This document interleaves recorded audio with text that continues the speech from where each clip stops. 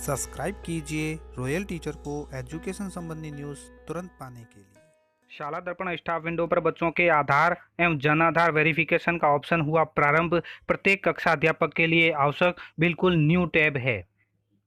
जी हाँ साथियों, जैसा कि आप सभी जानते हैं कि शाला दर्पण निरंतर अपडेट होता रहता है, तो कई तरह के ऑप्शन इसमें ऐड कर दिए जाते हैं, तो कई तरह के ऑप्शन है वो इसमें से हटा लिए जाते हैं। तो जिसकी जानकारी आपको समय समय पर रॉयल टीचर यूट्यूब चैनल पर दे दी जाती है। आज की इस वीडियो में हम बात करेंगे शाला दर्पण की। शाला दर्पण एक बार फिर अपडेट हुआ है। इस अपडेट के साथ बहुत बड़ी अपडेट ये लेकर आया है कि प्रत्येक कक्षा अध्यापक को अपनी कक्षा के विद्यार्थियों के आधार और जन आधार है वो अपडेट करने होंगे। अब जन आधार और आधार अपडेट किस प्रकार करने हैं, उसके लिए दोस्तों शाला दर्पण के स्टाफ विंडो में एक नया ऑप्शन ऐड कर दिया गया है। उस स्टाफ विंडो के माध्यम से आपको बच्चों के जन आधार और आधार को वेरीफाई करना है। अब किस किस का करना है कि जिस क्लास के आप क्लास टीचर है, आपको उस कक्षा के विद्यार्थियों का आधार और जन आधार प्रमाणीकरण करना है। पहले क्या होता था कि ये ऑप्शन आपको विद्यार्थी टैब में मिल जाता था।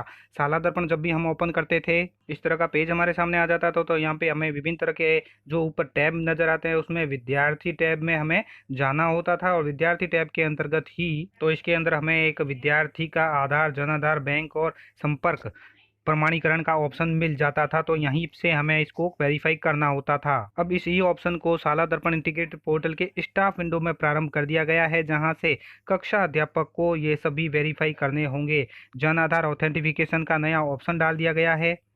इस ऑप्शन के अंतर्गत आपको दोस्तों क्या काम करना है, कैसे करना है, आज की इस वीडियो में जानेंगे। तो दोस्तों वीडियो को अंत तक जरूर देखें। इसके लिए दोस्तों हम चलते हैं किसी भी ब्राउजर में और वहां जाकर टाइप करेंगे राजरमसा। तो हमारे सामने शाला दर्पण की ये वेबसाइट है वो ओपन हो जाती है। यहाँ हमें किसी तरह का लॉगिन नहीं करना है, हमें चलना है नीचे की ओर जहाँ स्टाफ विंडो नज़र आता है, क्योंकि अब ये प्रत्येक क्लास टीचर यानी कक्षा अध्यापक का काम है। जो पर्सनली ये होता है वो स्टाफ विंडो में ही होता है। तो आप स्टाफ विंडो को ओपन कर लीजिए।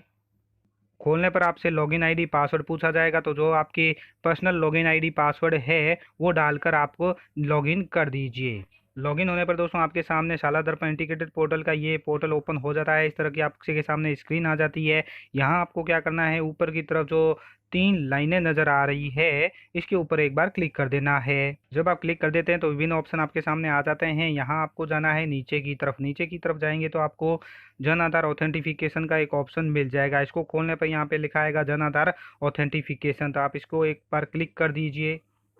क्लिक करने पर दोस्तों आपके सामने इस तरह का पेज ओपन होता है। यहाँ पे आपको कुछ विशेष नोट नजर आएंगे। इस नोट को आप एक बार पढ़ लीजिए, जैसे कि नेम, जेंडर, डीओबी यानी date of birth are not allowed to update here, यानी यहाँ से आप बच्चे का नाम, जेंडर यानी लिंग और DOB date of birth change नहीं कर सकते। इसके लिए आपको अब प्रपत्र 5 और प्रपत्र 9 यानी 9 में जाकर 9 नंबर फॉर्म और प्रपत्र 5 में जाकर अपडेट करना होगा। साथ ही बिफोर ऑथेंटिफिकेशन यानी ऑथेंटिफिकेशन से पहले स्टूडेंट के Jan Aadhaar, Aadhaar, member ID are all editable, यानी ऑथेंटिफिकेशन से पहले अगर आप विद्यार्थी के जन आधार, आधार, ये मेंबर आईडी एडिटेबल है, उसके बाद नहीं होंगे। Green label indicated authentification student, यानी स्टूडेंट के जब भी ये ऑथेंटिफाई हो जाएंगे तो ग्रीन लेबल आपके सामने नजर आ जाएगा, ताकि आपको पता चल जाए। यहाँ आपको दिखाते हैं नीचे की तरफ क्लास और सेक्शन। यहाँ पे जो लिखा आ रहा है ऑल क्लास एंड सेक्शन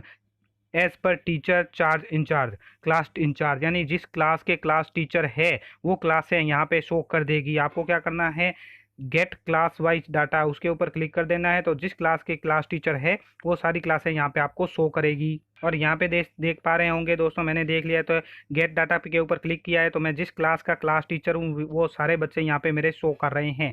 और यहाँ पे जैसे फर्स्ट क्लास है तो टोटल स्टूडेंट कितने हैं, आधार एंटर्ड कितने हैं, जन आधार एंटर्ड कितने हैं, जन आधार ऑथेंटिफाई के कितने हैं, जन आधार ऑथेंटिफिकेशन रिमाइन यानी शेष बचे हुए कितने हैं, वो सारे यहाँ पे क्लास वाइज शो करेंगे।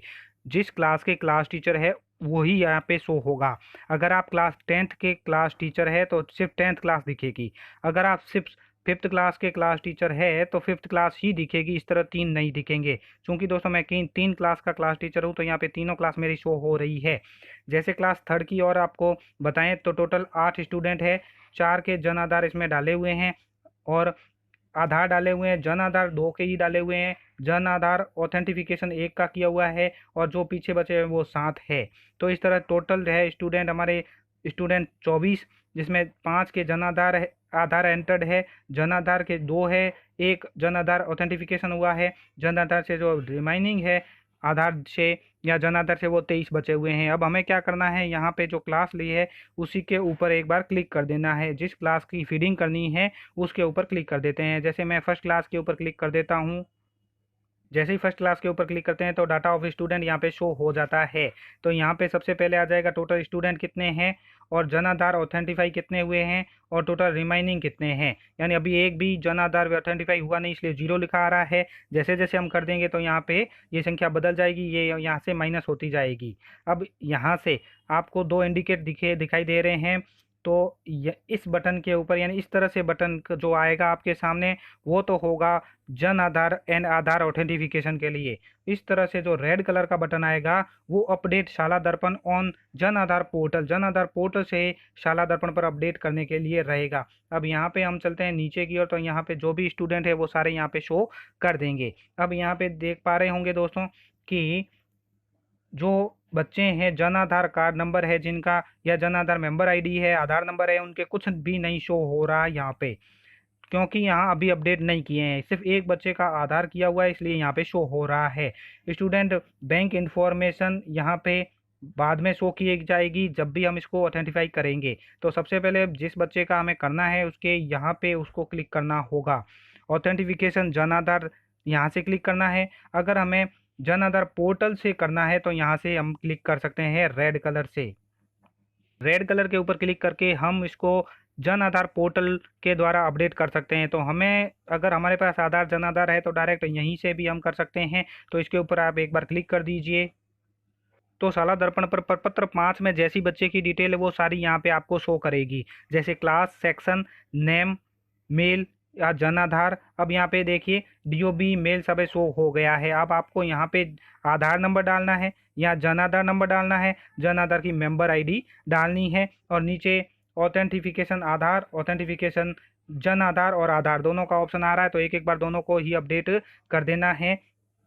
तो जैसे ही अपडेट करेंगे तो दोस्तों यहाँ पे आपके ग्रीन कलर का टिक मार्क आ जाएगा कि इस बच्चे का है वो आइडेंटिफिकेशन हो चुका है।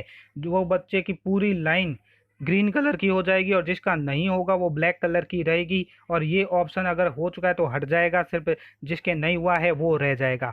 यानी आपको स्पष्ट तौर से मालूम चल जाएगा कि जो बच्चा ग्रीन कलर से है उसका तो ऑथेंटिफिकेशन हो चुका है, बाकी वालों का करना शेष है। इस तरह दोस्तों कक्षा अध्यापक को प्रत्येक कक्षा यानी अपनी जो भी वो क्लास टीचर है, जिस भी क्लास का क्लास टीचर है, उसका आधार जन आधार वेरीफाई उसको अपने स्टाफ विंडो से करना होगा।